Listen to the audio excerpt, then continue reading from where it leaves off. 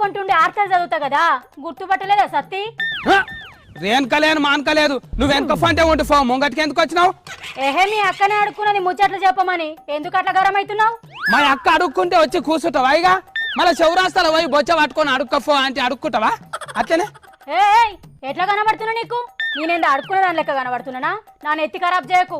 అగో సీమ కండ్లు పెట్టుకొని ఎంత ముద్దుగా వచ్చి కూర్చున్నా చూడు కుర్చీ మీద. సవరం కూడా మా అక్కడే పెట్టుకున్నావా? నీకు కళ్ళు కనబడతలేమో ఇక చూడు, నాది నిజంగా నెత్తే చూడు, ఇక చూడు. అబ్బా బూర్ది అని కొబ్బరికాయ లేక ముద్దుగానే ఉన్నారు కానీ ముత్తమంతా ముఖం పెట్టుకొని వచ్చి ఆర్తలు చదువుకుంటా సత్తి అంత పేరు పెట్టి పిలుస్తున్నావు అమ్మా. ఏ మంచిగా మాట్లాడు, మీ అక్కతోని మాట్లాడినట్టు మాట్లాడితే నడవదు చెప్తున్నా, ఊకోండి నేను. అబ్బా వల్ల నీకు వస్తే అయిపోయి అనుకుంటున్నావా? జాతర మైకు లేక జర అర్థం ఫార్థం ఉండాలి.